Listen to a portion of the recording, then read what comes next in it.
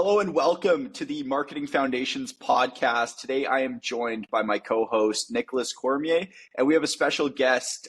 We have Lucas Griffin, the owner of Secure-Rite, on here. Lucas, welcome. Great to be here. Thanks for having me, guys.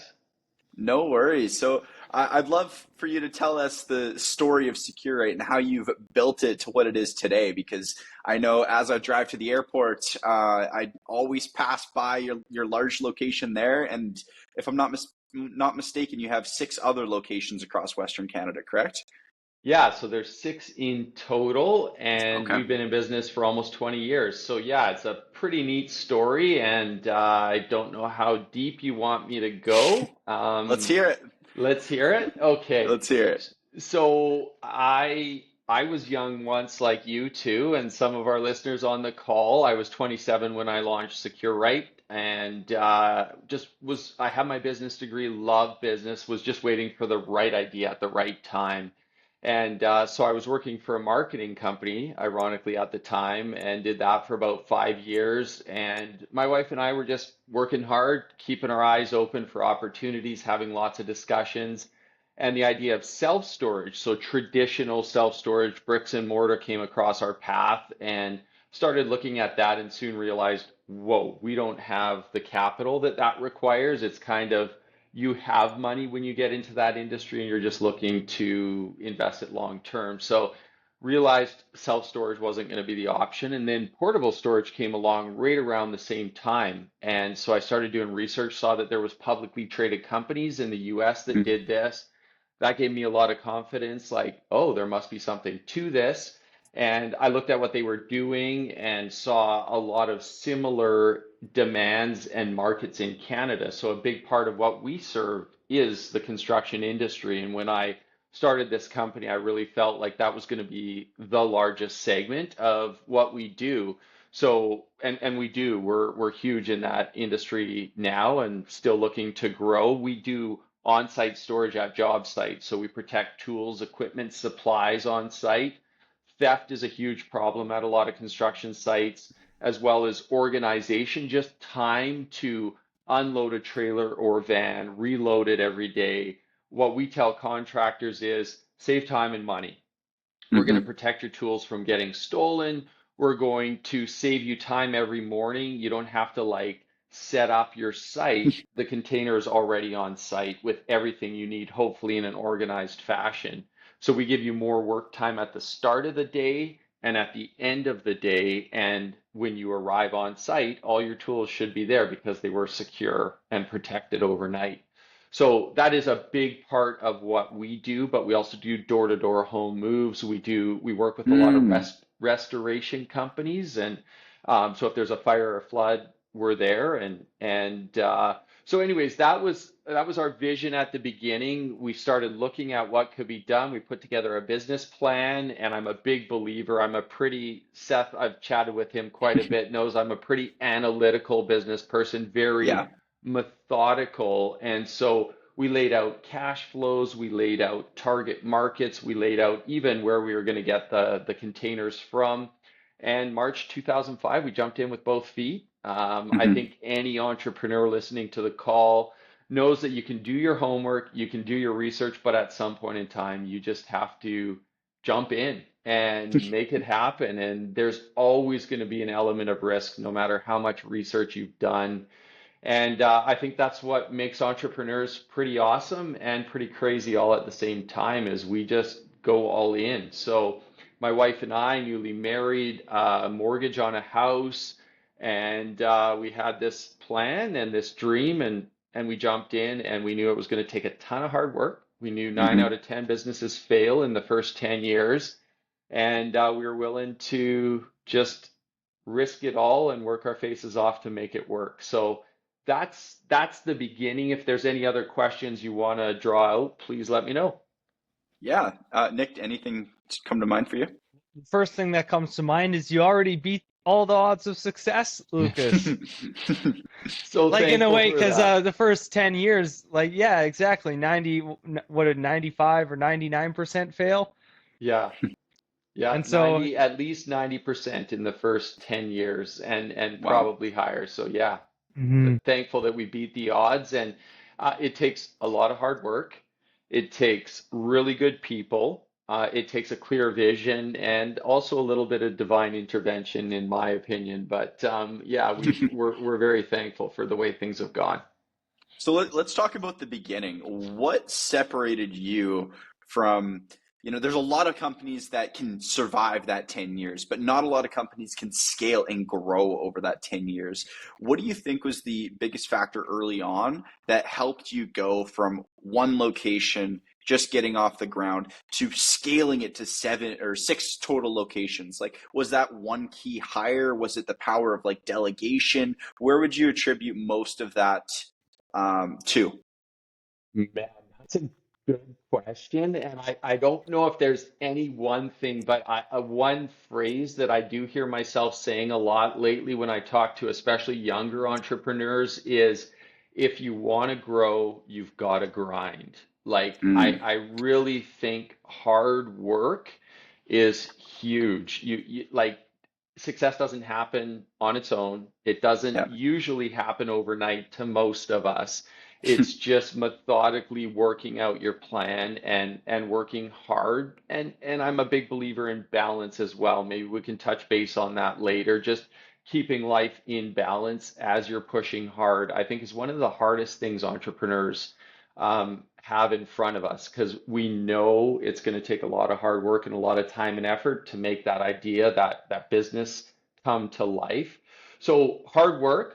Now, having said that, most industries, everyone that's in the game is going to work hard. So our other distinguishing factor was just the way we did business. We started with the premise that people are important and worked really, really hard to make sure everything we did was with the customer in mind. So, Hmm. just a lot of those good old school business ethics like integrity, like excellence, like starting and ending with the customer, getting to yes. I think that was huge. And that's where we scooped a lot of our business early on was we would get to yes when our competitors wouldn't. So that doesn't mean we say Hmm. yes to everything, doesn't mean we say yes to bad business, but we just found a way to make things work. So we start with the customer.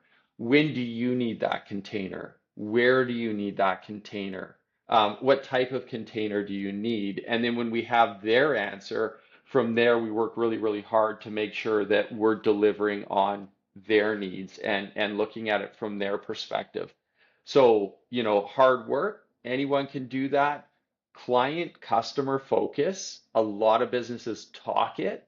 I'm not sure that a lot of businesses deliver on that. And I think in the early days, that was something that really set us apart from the competition. Okay. Wow.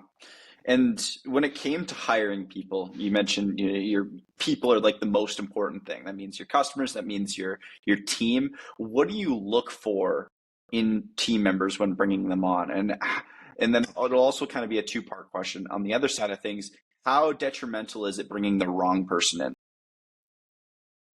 Wow. I think I can answer it kind of with the angle I'm going to take on this question. And this is a good one, Seth, because in any business, people are a huge factor on delivering our service. Now, I'm a big believer in automation. I'm a big believer in using technology wherever you can, but people will always be there. And I think that's great because I love people. I think they're so important. So as a business, what we've done, and I would say we've done this better in the last 3 years than maybe we did in the beginning, is we clearly defined our company values. So Mm, what values will our company like die on? What do we live and breathe? And what we tried to do, because we did this exercise when we were 15 years old as a company, we asked the question, not who do we want to be, but who are we? Like the hmm. people that we've had success with at Secure-Rite, what qualities have they brought to the table? What do they embody? And so we really started drilling down and trying to refine that. And we came up with four core values: community, excellence, agility, and cowboy grit.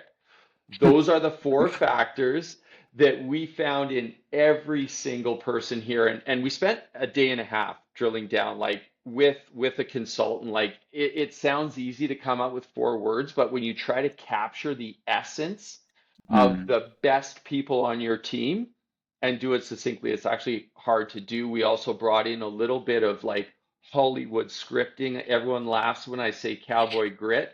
Most characters in books and films that are really well defined have 3 to 5 characteristics. Usually, all of them except one are aligned. So, community excellence, agility. Okay, I get that. And then the cowboy grit is kind of that X factor, that kind of out there, like, whoa, where did that come from? So, there's a hmm backstory there. Growing up, I always loved cowboys. I loved how they worked hard, they never gave up. And so we thought we would bring that in as kind of that X factor with us. But now that we have these clearly defined values, when we're hiring and firing, this is what we base our decision on. So if you apply for a job at Secure-Rite, we look at your resume, we think you can do the job we're interviewing you for, but we're hmm actually going to spend most of our time trying to decide and determine if you have these values. We actually talk to candidates. We say, this is what it looks like to work here. If you love community excellence, agility, cowboy grit, you're going to love it here. If you think this is crazy or this does not resonate, you're going to hate every day. And so for us, having people that are fully aligned when it comes to a values perspective, super, super important. Once we define these, we actually, every quarter or at least twice a year, we would chart each of our employees on a scale of like ability to do the job and values. So abilities and values, and we would place them, and then and each quadrant we had a name for. And if we thought we could get people into that optimal, so high skill, high value quadrant, Yep. if they were there or we thought we could get them there, they're still part of the team. If we didn't think we could get them into that quadrant, we would actually offboard those employees. So Wow. one of the things we found to answer the second part of your question is you can have an absolute superstar, whether that's like an amazing accountant or an incredible salesperson, whatever position. But if they are not aligned from a values perspective, they wear very heavily on the rest of their team. So even if they're a superstar in their job, from an organizational perspective, they're like cancer and we will offboard them. And that's really hard to do. I can think of a couple of employees that were very, very good at their job, but they did not share the values of our company. And so as a result, there was always conflict with other employees. The rest of the team didn't like them. They were a real drag on the team. They're no longer with Secure-Rite. So that's how dedicated we are to these values. And I think it's very dangerous to bring somebody on board, even if they're a high performer that doesn't share the values that you've set out. Very interesting. Nick, do you have a question? Yeah, I guess my question to you, Lucas, was how there's lots of people who like, over the time you've been in business, you've tried lots of marketing strategies. I can only assume. You've had everything from probably word of mouth, from literally everything and so my question is, out of all the marketing that you've done, tell me the marketing that you thought was going to work but failed you the most. And then tell me a time where you did marketing that it absolutely like worked great for you and you were like surprised or it went to plan. And yeah, so like the biggest win and also the biggest loss, if that's okay to ask. Man, that's a great question. I don't know if I've ever been asked that, but I should have expected it coming from you guys. So thank you. Yes, we have tried everything from pounding the pavement to trade shows to, I mean, remember, I've been in the game 20 years. So when I started, Yellow Pages marketing was a really big deal, right? Like you guys Yeah. laugh, Some but people are still using them, Lucas. You'd be yeah, surprised. yeah. And we made a decision to be like, okay, let's just that industry is going the way of the dodo. Let's exit now. Let's not prop it up any longer than we need to. So marketing that we spent a lot of money on in the early days was Yellow Pages. We don't spend any money there anymore. So that was one big transition we've seen, and we try to make our marketing. We want to know that our marketing dollars are going to a good cause and getting the results that we need. We love trackability. It is hard to do with print advertising. It is hard to track it, right? Because Hmm. you have to ask on the phone every single time, how did you hear about our company? You still don't necessarily get the right answer. That's why digital marketing is so amazing because you've got your full analytics. You can see every call to action. You can see every goal completion that you've set, and so I really that's one of the things that I really love about online marketing. So from the beginning, we were heavy in Yellow Pages to none, and I would say in the beginning we had very little online because it was 2005. Of course, Google and the internet was around. I'm not that old, but the advertising in that area has grown significantly to be the biggest part of our budget. Why? Because it's where we get the most results. So we do a lot of search engine optimization, which is most of your listeners would know search engine optimization is what you do to your website and to your business listings that you're not paying for, but that optimizes you for the searches that you want to be found in. So Yeah. it's more organic searches, stuff that you're doing to existing listings, etc., to rank. And then search engine marketing is when you're actually spending money on Google AdWords or other places, and you're again, it's based on keywords, but you're paying to show up in results there. So we have significant budgets in both of those areas every month. So that is where we get our best results is Hmm. online, optimizing both for organic and paid advertising. Um, I would say one area that our listeners need to be very, very careful about is trade shows can be very, very good, but I probably spent way more money on trade shows than I should have. And so what we've tried to get better as a company is before we go to a show, we attend it. So we'll go there, we'll kind of scout it out. Is the level of traffic good? Are these the customers that we want to speak to? Obviously, when you're at a trade show, you do speak to fellow exhibitors. Are these the kind of people we want to talk to? So we do a reconnaissance mission 1 year in advance. If we think it's a show we should go to, will sign up, attend, but you can easily spend $10,000 on a trade show. Like some people Easily. that hear that number will be blown away. Some will be like, that's nothing. I've spent way more than that on a show. But Yeah. I just think as an average price tag, by the time you do travel, truck your booth there, we have a really cool 8x7 container that the sides fold out, the top folds up. We have a Oh, TV nice. screen on each panel. We change the message. It's really, really cool. So we do shows well, but when you're doing 14 to 20 shows a year, you can spend a lot of money on trade shows. So Yeah. we suss it out. Then when we decide we're going to do it, after the show, we have a full kind of post-show review that we do. Our marketing manager with whoever was attending goes through. Is this something we want to do again? How many leads did we get? Again, trying to create that traceability, those metrics. And so I would just recommend to the listeners, if you do trade shows, really make sure that it's one that you want to attend again before you sign up again. So that's Yeah. an area we've spent more money than we probably needed to in the past because we weren't checking it out before and we weren't really analyzing it after. Sorry, that was a long answer, Nick, No, but that's No. there you have it. I appreciate that. It's actually crazy that you say that, Lucas, because me and Seth, we just invested in our first trade show, and It was a heck of a lot more than the 10 grand. yeah, it was, and now I'm like, oh man, you didn't even know that yet, Lucas, and now I'm like, wait a second, is that the right move?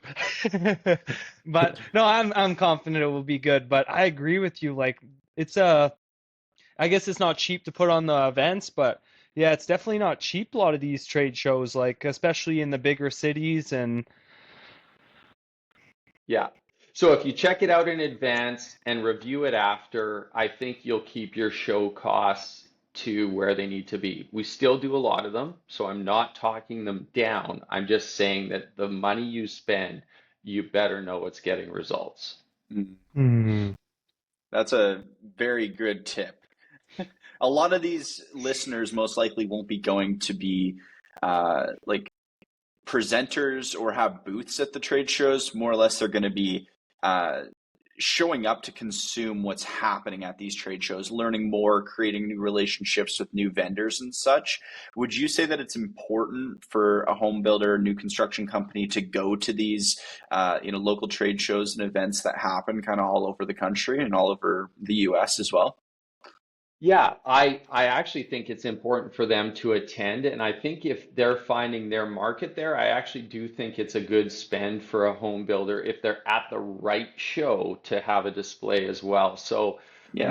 most cities call them like home and garden shows. They usually hold them in Mm. the spring, as people are starting to think about what do I want to do to my house, or maybe I want to build a new house.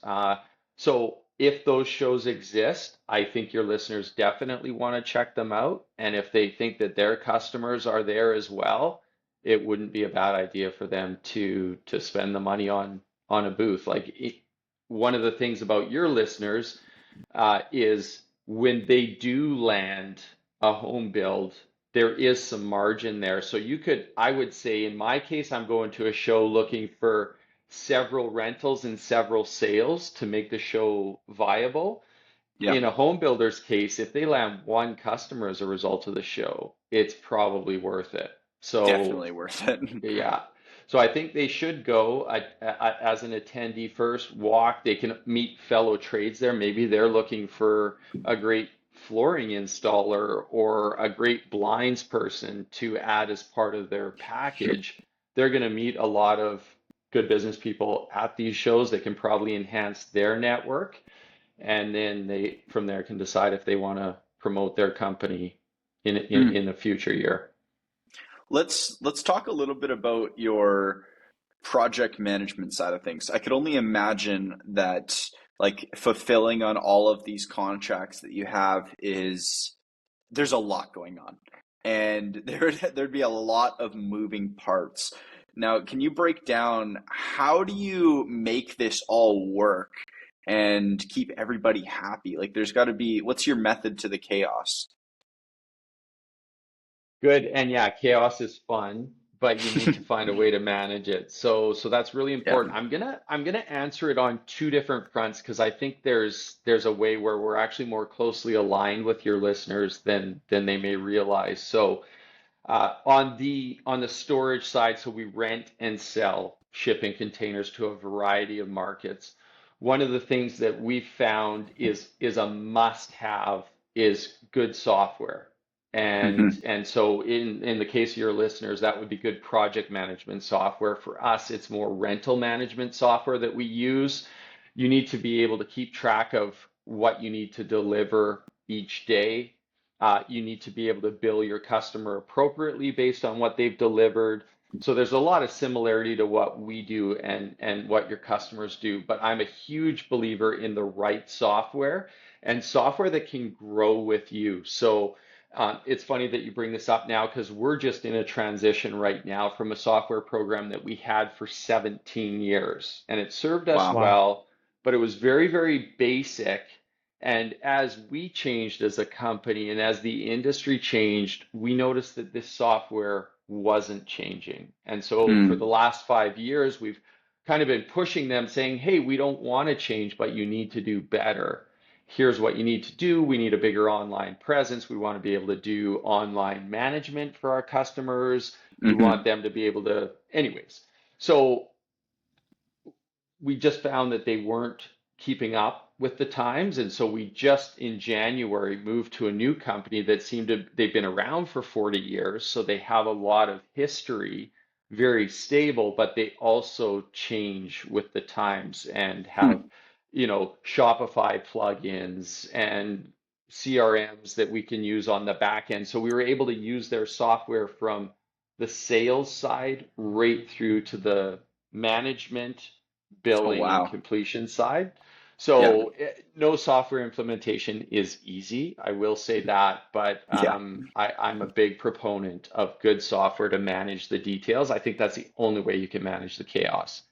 But Hmm. one of the other things that I wanted to bring out is we have a whole division that we haven't talked much about yet, and it's our structures division where we take a container and we turn it into stuff like site offices for project managers, first aid rooms for larger sites, washroom units, and a variety of modified containers. So durable, portable, small footprint space, you cannot beat a container. And so we turn containers into whatever our clients want. And so they're very, very popular in the construction industry from office, lunchroom, first aid room. Those are kind of, and then tool crib on the storage side. So those are our most popular uses. But on that side of the business, we're running mini construction projects each time we build one of these. So again, we've looked to different software that is more project management related to run those projects. How else do you keep track of all the components, all the labor, everything that goes into that? Again, I think software and technology is the solution to that. And it's pretty fun how far you can take it. We're not there yet, but one of my visions is every component is actually barcoded. So whether that's a door, a window, or a person's time, you can in a shop setting like ours, scan the project, scan the component, add the quantity, and it like it moves it out of inventory into cost of goods sold. Anyways, Oh, there's wow. you can take technology so far from a project manager side and management side, and I would just really push your listeners to say, I wish I could do this, and there's probably software that can do that. And that's kind of how we've approached it. Yeah, we actually do that for our clients and for companies within the construction spaces. We help them with everything from taking a stranger, nurturing that into a lead, and then eventually a buying customer. And then we actually integrate a project management software into their business so that they can take that buying customer into a finished product. So, like everything A to Z, we kind of close the circle for them. That's amazing.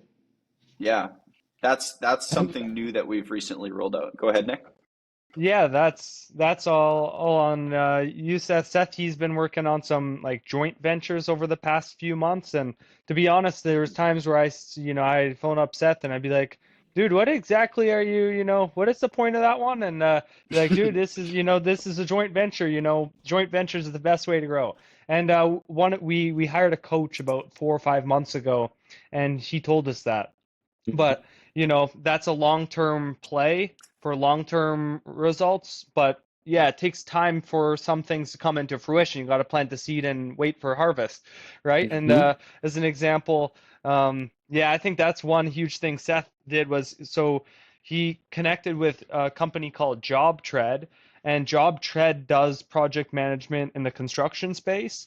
And so, yeah, just what he said there, get them from not knowing them to customer and customer into final delivery, which is really cool. And that's the trade show we're sponsoring, Lucas. So I man, it makes me a little. What's your number one tip for the trade show? Because obviously you gave us a tip. Don't spend too much money at the trade shows. But if you could give a tip, like, should we be standing out in front of our booth? Should we be like, hey, how's it going? Should we have like a draw? Or, what have you found over the years to be the most effective? Yeah, so man, I've logged a lot of trade show hours. Here's what I recommend, just high level kind of trade show strategy. We always try to get a list of the attendees in advance. So before the Mm, show, get the list of attendees, email them, hey, we'll be at the show, we're in booth da da da da da. This is who we are, this is what we do. Just a real simple snapshot. Come visit us, booth number, Yep. And yeah, we do like to have a giveaway. We'll mention the giveaway in that initial email. Hey, if you stop by, you can get your first 6 months free or whatever it is Wow. from a Yep. software perspective. We usually give out like shelf brackets, or we'll give like a $500 credit towards A deliveries build. and Or moves or yep. something like Mhm. that. Okay. So I think it's important that you touch base with everyone before the show so that when they get there, they're either looking for you, or when they see you, they're like, "Oh, right, these are the jump marketing guys," or whatever banner Mhm. you're promoting there. And then at the show, put your cell phone away. Don't touch it. Like, be ready for the customer, be waiting, and be ready to engage. I'm very extroverted at the shows, say hi to everybody. We often have pens to give away. I'll be like, hey, do you want a pen? As soon as you give something to somebody, they feel obligated to stop and talk to you. And Hmm. I just genuinely want to be interested in people, ask them what they're there to get out of the show, just have a convo. And before you know it, they're going to ask you, well, what do you do? How come you're here? And so I'm not like forcing my product down their throat, but I'm just trying to start a conversation either with a hello or a pen. And from wherever the conversation goes, that's fine. I'm not going to do a high pressure sale. But at the show, you want something. The reason a draw works well is you want to capture people's information at the show. So, who are they? What did they talk about when you were there? We used to have an iPad in hand, and we're just getting back to this where we have pictures that we're showing them, or in your case, maybe it's your software or your platform. Check this out. And then, boom, you've got a tab open. Would you like to enter our draw? People are still pretty reticent to do a digital entry for a draw. We actually find like good old paper slips with them writing their info down feels a little less slick to them and a little less like, oh man, I'm giving all my data away. Yep. Get their name, their phone number, and email. If you have those three things, you're going to be able to keep in touch with them. Um, so a draw, little gifts to give away that are obviously logoed and have, some information on there. And then we do a follow-up email. So you're going to do a Mm. follow-up to everybody who entered the draw, but you're also going to do a follow-up email to everyone who was at the show if possible. Home shows, it's not as possible to get that information. So when it's the public, when it's a trade show for an industry, much easier. They'll have a list in advance that they're Yep. willing to give you usually. So that list will follow up with again, hey, we were at the show. One of the shows I did back in April, we actually did a final touch point that was an old-fashioned letter in the mail with a copy of our brochure, just as Oh, just one more way to circle it off. So Um, I have a yeah, question. I don't mean to cut you off. So all I good. recently had my book published on Amazon, and I was thinking, does it make sense to get 1,000 or it's like 1,100 copies of my book printed out and try and give it to every single person at the trade show? So is it an industry trade show or a public? Industry. Yeah. So I don't know how cheap you can get your book for, Seth, but to me, that is a great gift, at least a gift at the booth to give people away. Because Yeah. again, in your industry, you're trying to put yourself forward as an industry expert. That book Yeah. is going to help you do that. Listen, we've got a published author on the team. Here's the book. Yeah. Um, my wife has published a couple of books on Amazon as well. We can talk about that offline sometime, but I don't think it's crazy to at least have the book at your booth. It might be Okay. sending it to every single person that attends the show. I think a lot of them are just going to shelf it and not get around to reading it. Just we're all so busy. We all have more reading and more Yeah. podcasts that we would like to read than we probably will. But Yeah. rather than giving out pens at the show, why not the book? And Yeah. that's your And then value piece. I'm not spending, I think it would probably be at least like 7 grand or so. Like that's assuming I get the books at $7 a piece. It'd probably be more than yeah, that even, right? And Nick is also, he's a published author as well with a book. So we were thinking, yeah, maybe that doesn't make sense to print out that many books. a We'll just have thousand. like a, yeah, maybe we'll have like 100 or so, or a couple hundred at our booth with us. Yeah, yeah, that's I think that's a better use because yeah, again, there you go. You can spend so much money at a trade show that's and it's just like gone and you're like, am Yeah. I ever going to see a return on that? So if you're Mhm. both published authors, have both books there, maybe one title will grab somebody more than the other and just have them both there. Or if you're working, Nick gives out his book to people, Seth gives out his book to people. It's not, Yep. hey, mine is better. It's just I'm the author of this book. That kind of Yep. fits, right? And then, oh, would you like a copy of one of our books? Boom, here you go. I think that's a really, really good giveaway. I'm not an author, so I've never been able to have a book to give, or I should say, not an author yet. Never had a book to be able to give away, so I think that's a perfect giveaway for you guys. Cool. Okay. Lucas, why do I feel like you could write a very great book, man? Because you have a lot of experience in the game, you know? That one of these days, yeah. It just hasn't risen high enough on my to-do list yet. And my wife is truly an author, and so I'm supporting her with her books at this point. But Oh, that's yeah, one of these days. yeah, yeah, absolutely. I had one more question. Like, in business you face a lot of adversity, and I feel like the problems and the things that you overcome builds your character and build your company and build the strength of everyone on the team. What has been one of the things that you've encountered that, you know, maybe it doesn't have to be a specific thing, but what is something that you've encountered that you were like, man, am I going to keep going? Because that happens to every entrepreneur hundreds of times, right? Like, oh man, like how am I going to solve this one? Like, is there any how do I say this? Adversity that, knocked you off your swing, if you will, and went like, man, I'm an entrepreneur. Let's go. Like, time to keep on working hard. Because, like, when I think of, you mentioned at the start, cowboy grit.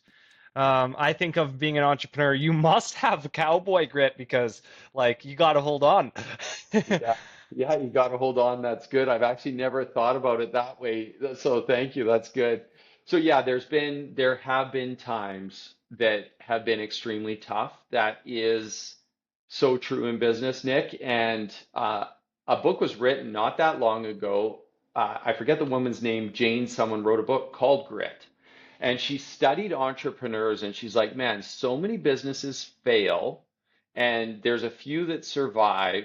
I'm going to interview entrepreneurs of successful companies, existing but struggling companies, or companies that have gone under. Like, what is the common denominator behind every entrepreneur? So she was like, is it hard work? I've said hard work at the beginning of this interview. Is it intelligence? What is it? And she found that the one common thread in everyone was grit. And Mm. so she did the survey, interviewed thousands of businesses. She had a whole team, and then published a book in about 2011 called Grit. And so I think the one thing that entrepreneurs need and have is grit. They just get up one more time than anyone else. We Yep. keep going when everyone else taps out and says, I've had enough. But that doesn't mean that there's times that we faced, and I would say I've even faced them this year where you're like, oh my goodness, like, is it worth continuing on? Like, I've been in business 20 years and it's not any easier 20 years in. Business is still hard. There's still no guarantees 20 years in. Yeah, you've learned a lot. You can apply a lot of wisdom, but think about some of the big brands that have gone out of business over the last decade. There's some big names in the mix. And Yep. so I think that's why agility is also important, is I always want to be tweaking and changing with the times and staying on top of things. But one example, Nick, was in 2015, we landed this project that we were super excited about for a big telecommunications company. And I've mentioned this before. I don't think I've shared it with even Seth or on this platform. So it's a good story. It was, in a sense, it was a construction project. We were taking a 40-foot, making it slide in and out of the side of a 53-foot. So lots of innovation, lots of technology. and this company was going to use it to promote their a launch of a new product in Western Canada. When we landed it, we thought we had quoted it well. We thought we had 6 months to build it.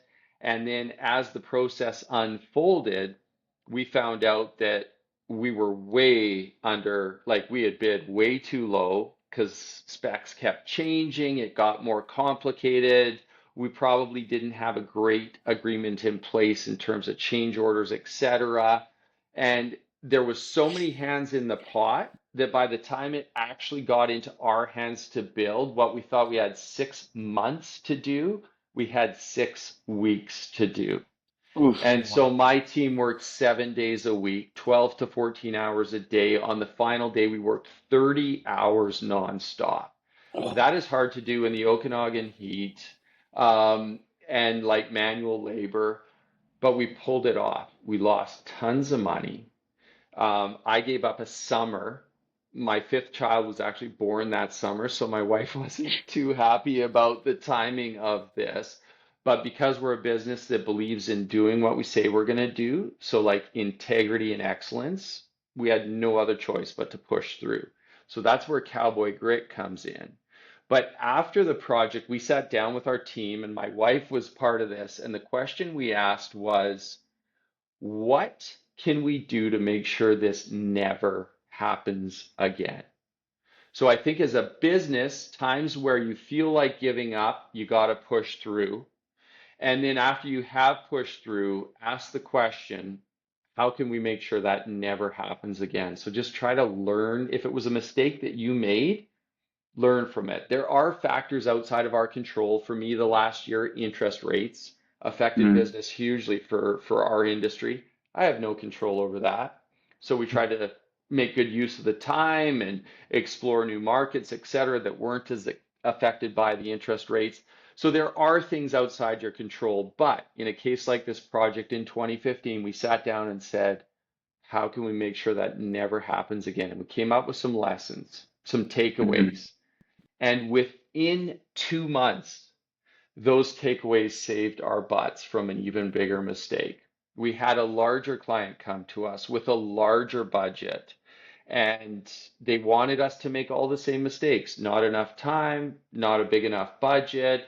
And we basically said, you want to work with us? We are exactly who you need, but we need this much time and we need this budget, and trust us, that's where it needs to be. And we just held our ground. We didn't win the contract. Uh, that project started, it never finished. It went way over budget, and the company that Mhm. worked on it, I don't think is in business today. So learn from your mistakes. I'm huge on continuous improvement, asking the questions, what went well? What can we do better next time? And I think this applies to any of our listeners.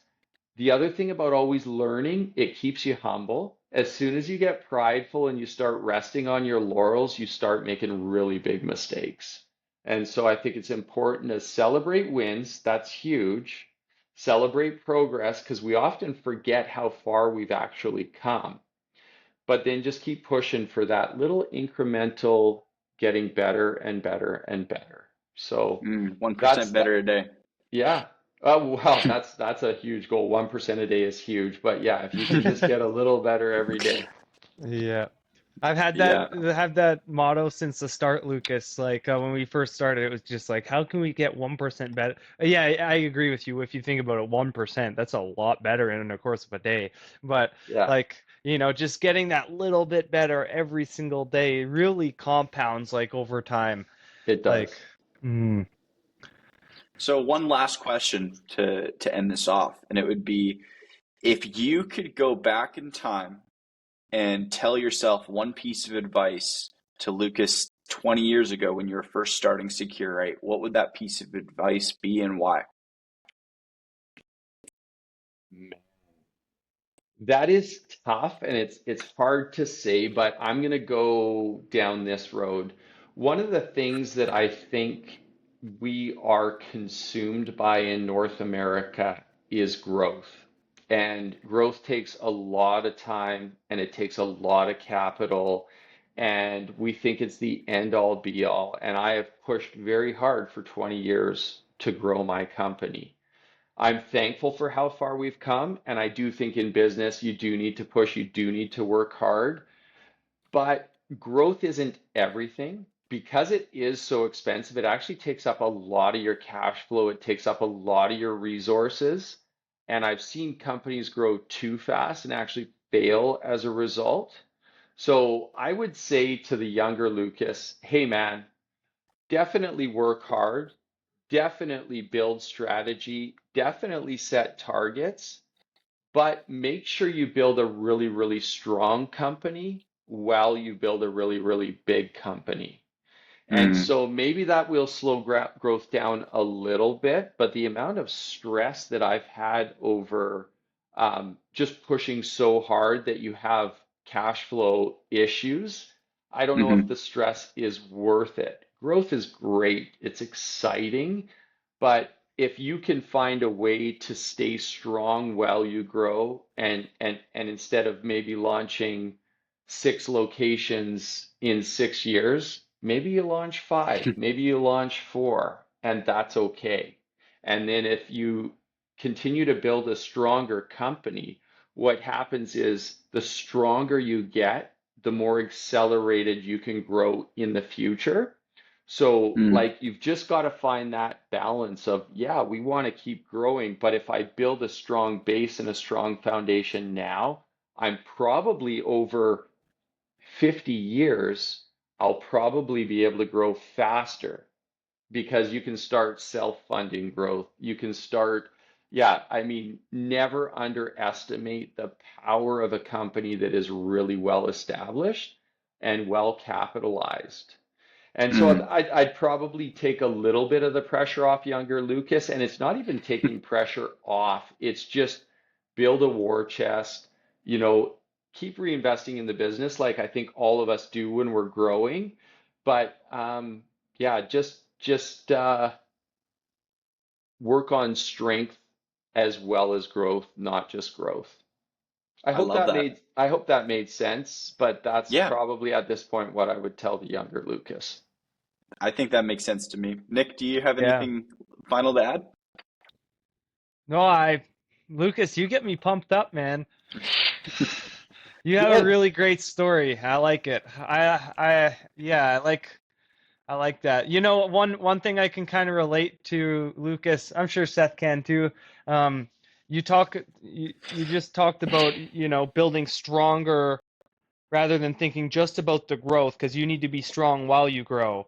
And I don't know how like you and Seth, I just met you on this call here, but we had built a company previous to this one called Cormier Media, and that was the definition of growing without strength because we didn't have like a we invested 100% into the business and took unlimited risk for like 18 months until one day we just couldn't outwork the risk. It was just like we were too thin, and so we didn't grow strong at that time.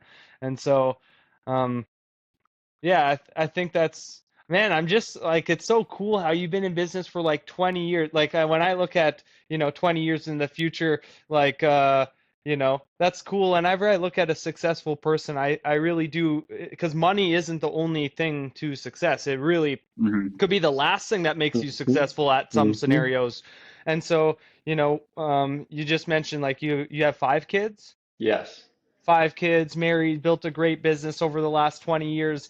You got to give your a pat on the back in multiple areas of life, actually, because there's so many people who can build success in the money, perfect, but the relationships suck, or because success is having all the things put together and maintaining them.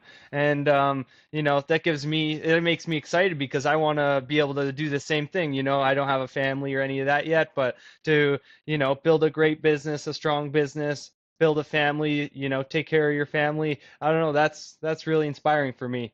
Amazing. And if you don't mind, I'd love to jump in on that because balance is one of the huge things that I've really like strove to achieve while I was growing. I'm a member of a business group called Tech Canada, really, really helpful kind of business mastermind group. And one of the guys in our group always reminds us, like, he's got three areas, so business, health, and family. And he says if you're not succeeding in all three of those areas, you're actually not succeeding. So he's always looking, and when gives his updates to the group, he's like, "Man, I feel like I'm doing well in this area, but not this area, so I am not succeeding right now." I really appreciate that about him and how he brings this up. I think I've shared this with Seth, but for me, I actually have four F's, and I try to keep them in balance. And for me, when I'm keeping them in balance, that's when I'm succeeding. And so for me, it's faith, family, friends, and finance. And I just needed another Mm. F. So finance is business for me. And I really try to keep those in a really good tension. And I want to be succeeding in all of those areas. Otherwise, I agree with you, Nick. I know I'm not succeeding. Money is actually, you look at some of the richest people in the world, they're not happy. They've achieved financial success, but you look at them and they're just miserable. You see the actions that they take, and it proves that they're miserable. They're still looking for meaning. And so I think all of us need to be working for a higher purpose. I can tell you, history has shown money's not the answer. It's a good Mm. metric of success in some ways, but you need to be successful in health, family, in addition to business. And I also have faith as part of my Mm. success journey. So thanks for bringing that out, Nick. I think that's a really good way to kind of wrap up everything we've said today. Hmm. Absolutely. Well, the reason I bring it up, Lucas, is because it's getting less and less common. It's less as a young entrepreneur like me and Seth to look up at a successful guy who, like yourself, who's been in business 20 years, and for them to have, that success in I agree, the four areas, and having the success there. It's because, as soon as one is, removed from the scenario, it's it's kind of like what you mentioned about not your standards, sorry, Values. your values. Yeah, it's similar to your values, and I feel like Hmm. it's less common than I would want. Like when I look at, like, if you look at 10 business owners who are your age who have family, there's not that many who are still married, matter of Hmm. fact, like, actually, Yeah. like. And Or so they're on when their I third marriage. Yeah. that's exactly. And so, when I don't want to be that way. Good. No, Yeah. it's a good goal to have, man. And honestly, I still Mhm. think you can have success in business through good strategy and through good people. You don't have to, or the listeners on this call don't have to do all the work. Surround yourself with good people. Set a limit every day and every week. Hey, it might be 50 hours, it might be 60, but there's still a lot of life outside that window of time. I really push hard to keep it to 40 hours a week. And then I built a really good team that helped me to kind of keep that. And we still succeed. We still push. We still grow. But I have other areas of life that I know I need to focus on. So, yeah, Mhm. Nick, great point. Love that. Well, thank you so much for joining us today, Lucas. If somebody's interested in learning more about Secure-Rite, where can they find you and learn more? Awesome. Our website is secure-rite.com, and we've spelled right, RITE.com. And they'll see information there about renting, buying, and modifying containers. So there's a great site, and we're just going to keep making it better and better. Incredible. Awesome. Well, thank you so much for your time. Thanks, Seth. Thanks, Thank you, Nick. Lucas. Yeah, take care, guys.